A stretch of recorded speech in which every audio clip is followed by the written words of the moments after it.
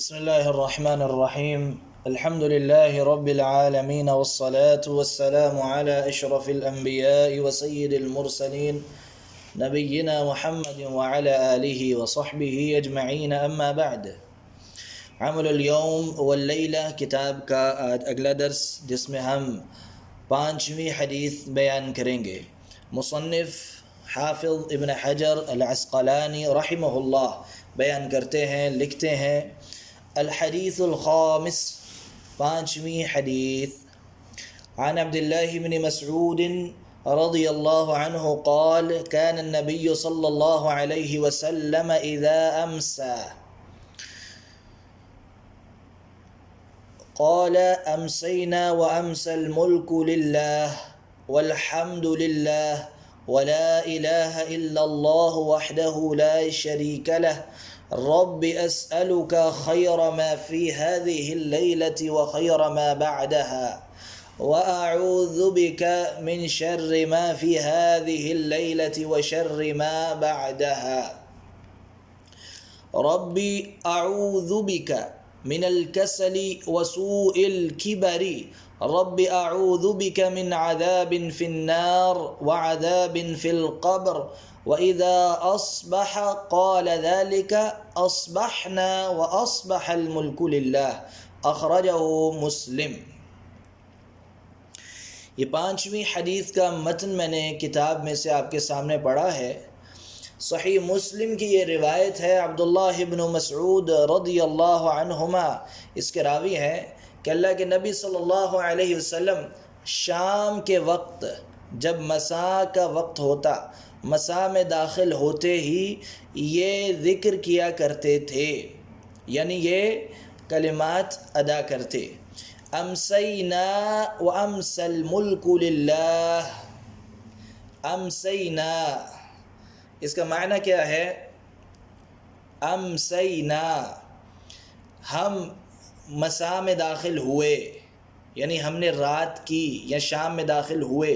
وَأَمْسَ الْمُلْكُ لِلَّهِ، وَأَمْسَ الْمُلْكُ لِلَّهِ، اور اللہ رب العزت کی بادشاہت بھی شام میں ہے، یعنی شام میں بادشاہت بھی اللہ کی ہے. وَالْحَمْدُ لِلَّهِ، اور تمام تعریف اللہ کے لیے ہے. لا الہ الا اللہ وحدہ لا شریک لہ، اللہ کے علاوہ کوئی معبود برحق نہیں. وحدہ، وہ اکیلا ہے. لا شریک لہ، اس کا کوئی شریک نہیں. لہ الملک ولہ الحمد، اسی کی ملک بادشاہت ہے. وَلَهُ الْحَمْدُ، اور اسی کی حمد ہے، تمام تعریفیں اسی کی ہیں. وَهُوَ عَلَى كُلِّ شَيْءٍ قَدِيرٌ، اور وہ ہر چیز پہ قدرت رکھنے والا ہے، یعنی قادر ہے. رَبِّ أَسْأَلُكَ خَيْرَ مَا فِي هَذَا الْيَوْمِ، رَبِّ أَسْأَلُكَ خَيْرَ مَا فِي هَذِهِ اللَّيْلَةِ وَخَيْرَ مَا بعدها. ربی، اے میرے رب، اسألک، میں تجھ سے سوال کرتا ہوں، خیر ما فی هذه اللیلہ، اس خیر کی جو اس رات میں ہے. فی هذه اللیلہ، اس رات میں ہے. وخیر ما بعدها، اور اس خیر کی جو اس رات کے بعد ہے. وَأَعُوذُ بِكَ مِن شَرِّ مَا فِي هَذِهِ اللَّيْلَةِ، اور میں تیری پناہ مانگتا ہوں اس شر سے. ما فی هذه اللَّيْلَةِ، وہ شر جو اس رات میں ہے. وَشَرِّ مَا بَعْدَهَا، اور اس شر سے جو اس رات کے بعد آنے والا ہے. رَبِّ أَعُوذُ بِكَ مِنَ الْكَسَلِ وَسُوءِ الْكِبَرِ، اے میرے رب، میں پناہ مانگتا ہوں من الکسل، کسل سستی سے. وسوء الکبر، اور کبر بڑھاپا، عمر کا ڈھل جانا، زیادہ ہو جانا، بڑھاپے کی سو یعنی برائی سے. رب اعوذ بک من عذاب فی النار، اے میرے رب میں تیری پناہ مانگتا ہوں، سوال کرتا ہوں تیری پناہ کا آگ کے عذاب سے، وعذاب فی القبر، اور قبر کے عذاب سے۔ یہ ہے وہ ذکر جو شام کے وقت اللہ کے رسول صلی اللہ علیہ وسلم نے پڑھا۔ آگے فرمایا وَإِذَا أَصْبَحَ قَالَ ذَلِكَ، صحابی فرماتے ہیں اور جب صبح کا وقت ہوتا، شام کے علاوہ صبح کا وقت، تو یہی ذکر صبح بھی کرتے، بس شروع میں جو امسینا اور وامسا کا لفظ ہے اس کی جگہ کیا بولتے؟ اصبحنا واصبحا، آگے پھر الملک للہ سے آخر تک۔ یہ روایت صحیح مسلم میں ہے، اور یہ بات کا آ جانا کہ یہ روایت صحیح مسلم میں ہے، یہ ثبوت ہے کہ یہ روایت صحیح ہے۔ اب سب سے پہلا مسئلہ یا پہلی اہم بات جس کی طرف ہم اشارہ کریں گے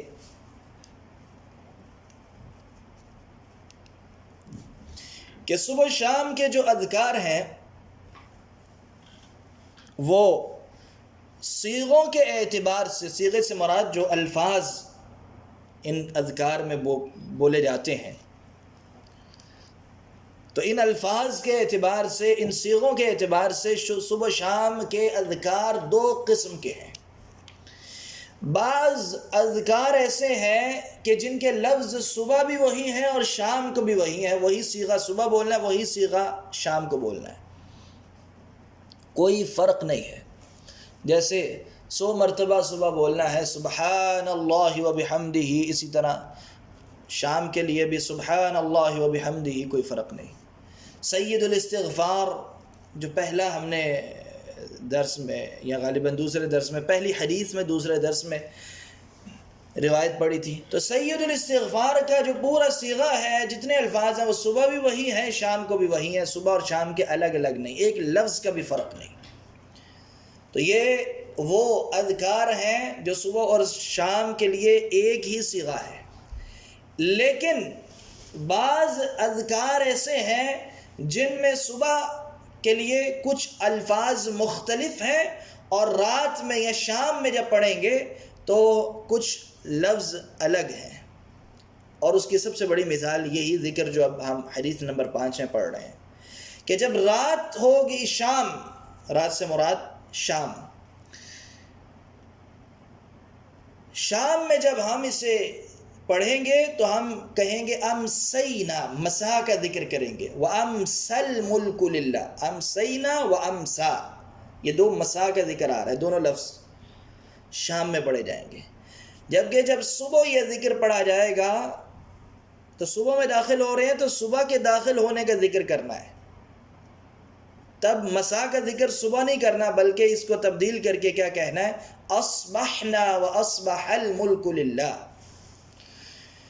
تو یہ وہ ذکر ہے جس میں صبح کے لیے لفظ صباح آئے گا، مسا کے لیے لفظ امسینا، امسا، مسا کا ذکر آئے گا۔ اور اسی طرح آگے بھی چل کے کچھ اذکار اور مزید ایسے آئیں گے۔ تو یہ تھا پہلا نقطہ جس کی طرف اشارہ کیا۔ آگے اب چلتے ہیں ذکر میں کون کون سی اہم باتیں ہیں جن کو سمجھنا ضروری ہے۔ نمبر 1، یہاں سوال کیا جا رہا ہے رب اسألک خیر ما فی هذه اللیلہ، اے میرے رب میں تجھ سے سوال کرتا ہوں اس خیر کی جو اس رات میں ہے، اور آگے چل کے آتا ہے وَأَعُوذُ بِكَ مِن شَرِّ مَا فِي هَذِهِ اللَّيْلَةِ، اس شر سے پناہ مانگتا ہوں جو اس رات میں ہے۔ یعنی رات بذات خود اصل میں خیر یا شر رات سے جڑا ہوا نہیں ہے، یعنی رات اور دن بذات خود خیر یا شر کا سبب نہیں ہے، بلکہ ان میں خیر ہے، ان میں شر ہے، یعنی انسان کا عمل اس پہ یہ بات طے ہوتی ہے، اس پہ ڈیپینڈ کرتا ہے کہ یہ رات اس کے لیے خیر والی ہے یا اس کے لیے شر والی ہے۔ تو یہ جو وقت ہے اس وقت میں خیر ہو سکتی ہے، اس وقت میں شر، تو خیر کا سوال کر رہے ہیں اور شر سے پناہ مانگ رہے ہیں۔ تو بذات خود رات نہ تو کسی کے لیے خیر کا سبب ہے، خیر دیتی ہے، نہ رات کسی کو شر دیتی ہے۔ ہاں، رات کے اندر اس وقت میں خیر اور شر ہو سکتا ہے، تو ہم خیر کا سوال کر رہے ہیں، شر سے پناہ مانگ رہے ہیں۔ جیسا کہ ایک اور حدیث ہے، بڑی مشہور روایت حضرت عائشہ رضی اللہ عنہا سے جو مروی ہے کہ ہوا جب تیز چلتی ہے تو آپ نے فرمایا لا تسبوا الريح فاذا رايتم ما تكرهون فقولوا، آپ نے فرمایا کہ ہوا کو گالی نہ دو، برا بلا نہ کہو، اور جب تم دیکھو ہوا کو اور تمہیں اگر کراہت ہو تو یہ دعا پڑھ لیا کرو۔ اور حضرت عائشہ رضی اللہ عنہا نے کی روایت میں بھی آتا ہے، ابی ابن کعب رضی اللہ عنہ سے مروی ہے، لیکن حضرت عائشہ والی روایت جو ہے وہ صحیحین میں ہے، اور اس کے الفاظ یہ ہیں دعا کے، اللہم انی اسألک خیر هذه الریح وخیر ما فیہا۔ اب اس میں دو باتیں آ رہی ہیں، تیسری بات ایک اور بھی ہے، وخیر ما ارسلت بہ۔ ریح کے تعلق سے 3 قسم کی خیر کا سوال کیا گیا ہے۔ خیر هذه الریح، اس ریح کی خیر، یعنی یہ ریح جو ہے اس کی اپنی خیر، اس میں خیر جو ہے وہ آگے آ رہا ہے۔ خیر هذه الریح، اس ریح کی خیر، وخیر ما فیہا، اور وہ خیر جو اس ریح میں ہے، اس ریح کی خیر، اس ہوا کی خیر، اور وہ خیر جو اس ہوا میں ہے، دو باتیں الگ ہیں۔ وخیر ما ارسلت بہ، اور وہ خیر جو اس ہوا کو دے کے بھیجی گئی ہے، یعنی ہوا کو ایک اور خیر بھی دی گئی ہے۔ تو 3 قسم کی خیر کا سوال کیا جا رہا ہے۔ آگے فرمایا وَأَعُوذُ بِكَ مِن شَرِّهَا، اور میں اس ہوا کے شر سے تیری پناہ مانگتا ہوں، وَشَرِّ مَا فِيهَا، اور اس شر سے جو اس ہوا میں ہے، یعنی اس ہوا کا شر اور اس ہوا میں شر دونوں الگ ہیں۔ وَشَرِّ مَا أُرْسِلَتْ بِهِ، اور اس شر سے بھی جو اس ہوا کے ساتھ آیا ہے اس سے بھی۔ تو 3 اعتبار سے خیر کا ذکر ہے جس کا سوال کیا جا رہا ہے، 3 اعتبار سے شر کا ذکر ہے جس سے پناہ مانگی جا رہی ہے۔ اب آئیے خیر کے ساتھ جب یہ آئے گا خیر هذه الریح، خیر هذه الریح، اس ہوا کی خیر سے مراد یعنی وہ خیر جو اس کی خلقت میں شامل ہے، موجود ہے، وہ خیر۔ جب یہ ہم سوال کر رہے ہیں نا اللہ تعالیٰ سے اسألک خیر هذه الریح، اس ہوا کی خیر، تو اس کا معنی ہوگا جو اس ہوا کی اصل خلقت میں ہے، یعنی پیدائشی دور میں اس ہوا میں جو خیر ہے اس کی خلقت میں شامل ہے۔ وخیر ما فیہا، اس کا معنی ہے وہ خیر جو اس ہوا کے سبب ہے۔ تو ہوا کے اندر اس کی خلقت میں بھی، اس کی پیدائش میں بھی خیر موجود ہوتی ہے، اور بعض خیر ہوتی ہے جو ہوا کے سبب ملتی ہے، ہوا اس کا سبب ہوتی ہے۔ وخیر ما ارسلت الیہ، وخیر ما ارسلت بہ، وخیر ما ارسلت بہ، اور اس خیر کا سوال جس کے ساتھ یہ ہوا بھیجی گئی ہے۔ کیا مطلب کہ جس خیر کا اس ہوا کو حکم دیا گیا، یعنی اس خیر، اس ہوا کے کو چلاتے ہوئے اللہ تعالیٰ نے جس خیر کا حکم دیا ہے اس ہوا کو، اس خیر کا بھی سوال کر رہے ہیں۔ اس کا مطلب یہ ہوا کہ بعض خیر ہوتی ہے جو کسی چیز کے اندر ہوتی ہے، کسی چیز کے اندر سے مراد اس کے وقت میں ہوتی ہے، اس کے دوران ہوتی ہے، اس کی اصل خلقت میں نہیں ہوتی، اس کی اصل پیدائش کے اندر موجود نہیں ہوتی، بلکہ اس میں فیہا لفظ آ رہا ہے یا فی ہی آیا ہے تو اس میں ہوتی ہے۔ فی جب لفظ آئے گا تو اس سے مراد کہ وہاں وہ چیز خیر کا سبب بن رہی ہے، جیسے ہوا میں خیر، تو ہوا خیر کا سبب ہے، لیکن بعض چیزوں کی اصل خلقت کے اندر خیر ہوتی ہے، پیدائشی خیر ان کے اندر ہوتی ہے۔ مثال کے طور پہ 2 مثالیں میں آپ کو دوں گا، جیسے مطر، بارش کو اللہ تعالیٰ نے پیدا کیا، اصل کام اس کا کیا ہے، اس کی اصل پیدائش میں کیا ہے، رحمت۔ بارش جو ہے رحمت کا سبب ہے، لیکن بعض اوقات اس سے لوگ، طوفان آ جاتا ہے بارش کے بعد، لوگ غرق ہو جاتے ہیں، سیلاب آ جاتا ہے، تو کیا بارش جو ہے سیلاب کے لیے ہوتی ہے؟ نہیں، اصل رحمت ہے، لیکن سیلاب بھی بعض اوقات اس سے آ جاتا ہے، بعض اوقات لوگوں کو غرق کر دیتی ہے بارش اور بعض اوقات نہیں کرتی، اصل خلقت میں اس کے کیا ہے، رحمت۔ جبکہ اس کے برعکس آگ جو ہوتی ہے اس کی اصل خلقت کیا ہے؟ کیا ہے اصل خلقت آگ کی؟ احراق، جلا دینا، اصل خلقت آگ جلانے کے لیے، لیکن بعض اوقات آگ کے بہت سارے فائدے بھی ہو جاتے ہیں، کئی جگہوں پہ انسان اس سے فائدہ بھی اٹھاتا ہے آگ سے۔ تو اس طرح بعض چیزوں کی پیدائش کے اندر ہی خیر موجود ہوتی ہے، بعض چیزوں کی پیدائش کے اندر ہی شر موجود ہوتا ہے، اور بعض چیزوں کے دوران ان میں خیر آ جاتی ہے تو وہ چیزیں خیر کا سبب بنتی ہیں، بعض چیزوں کے دوران شر آ جاتا ہے تو وہ چیزیں شر کا سبب بنتی ہیں۔ تو اسی طرح جو ہم ذکر پڑھ رہے ہیں حدیث نمبر 5 میں، اس میں کیا آتا ہے، رب اسألک خیر ما فی ھذا اليوم فی ھذہ اللیلہ، یعنی صبح پڑھیں گے تو فی ھذا اليوم اور شام کو پڑھیں گے تو فی ھذہ اللیلہ۔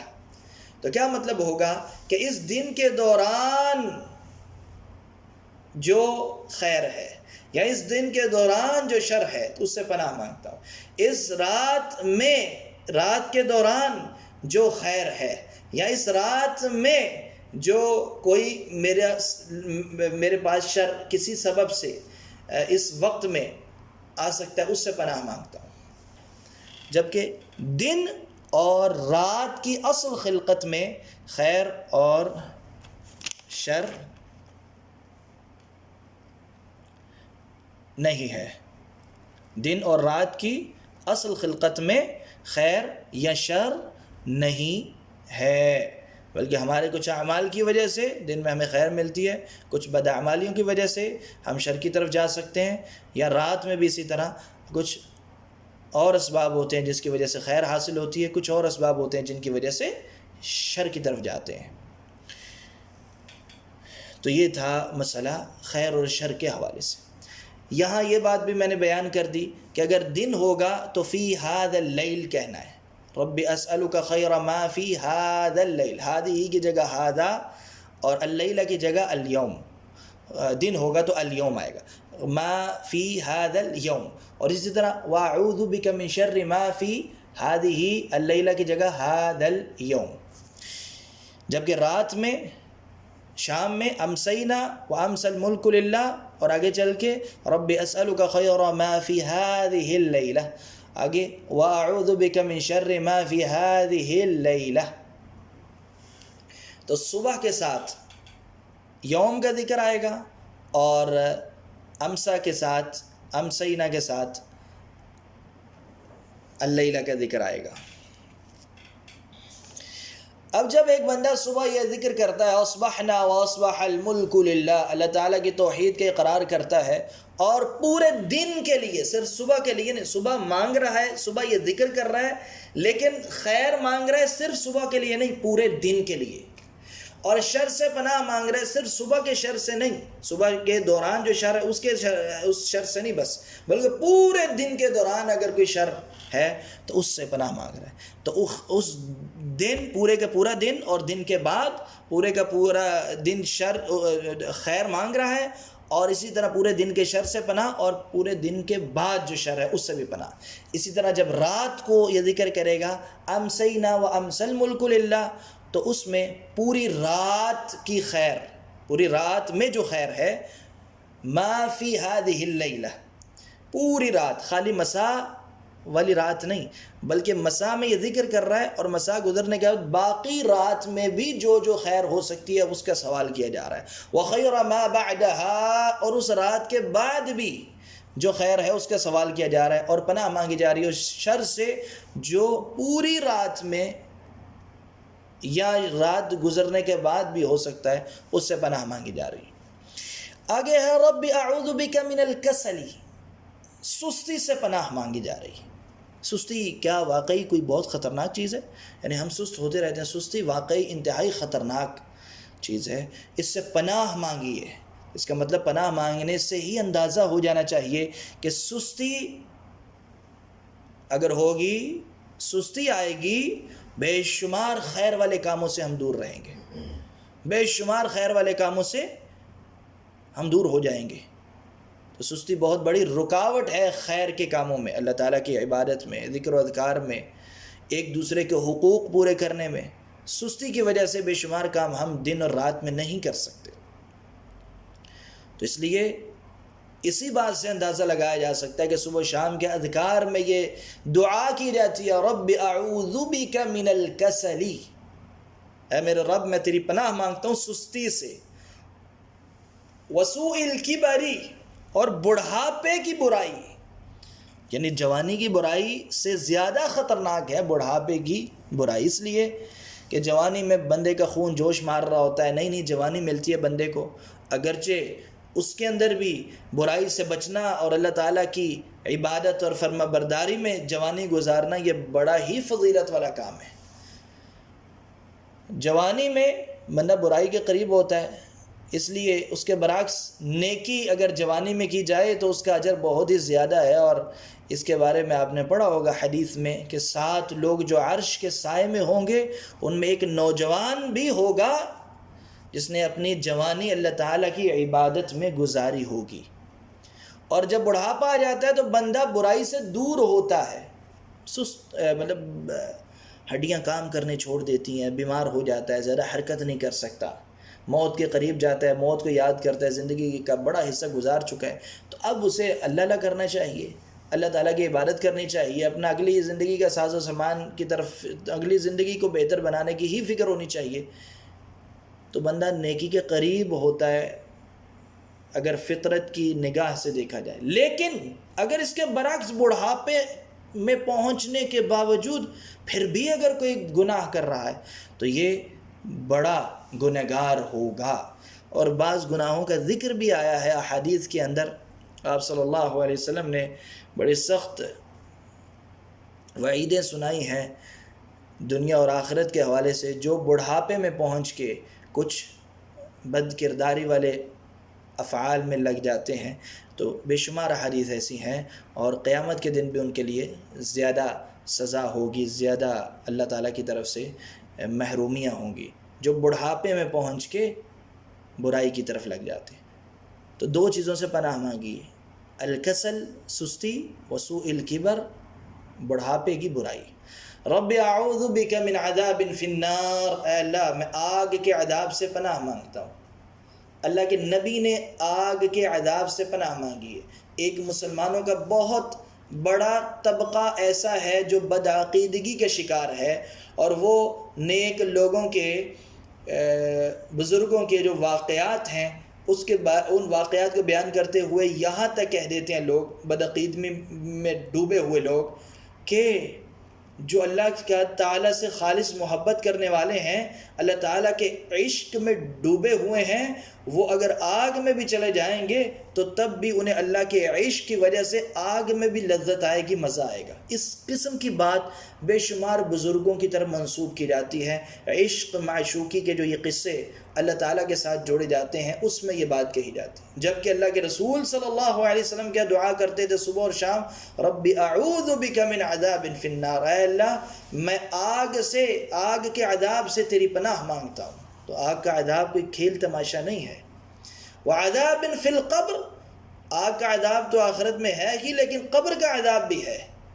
قبر کا عذاب یہیں سے آخرت شروع ہو جانی ہے۔ جب بندے نے قبر میں جانا ہے تو بہت بڑی تعداد ایسی ہے جو عذاب قبر کی سرے سے منکر ہے، انکار کرتی ہے، اور ان میں وہ لوگ سر فہرست آتے ہیں جو حدیث کو نہیں مانتے، صرف قرآن کو اپنے لیے کافی سمجھتے ہیں اور حدیث کے اوپر یقین نہیں کرتے، احادیث کے اوپر شکوک و شبہات پیدا کرتے ہیں، تو وہ عذاب قبر کا انکار کرتے ہیں۔ تو اس حدیث مبارکہ میں واضح طور پہ آیا ہے کہ عذاب قبر ہے، قبر کے اندر عذاب ہو سکتا ہے، اور اسی لیے تو اللہ کے رسول صلی اللہ علیہ وسلم نے عذاب قبر سے پناہ مانگی ہے۔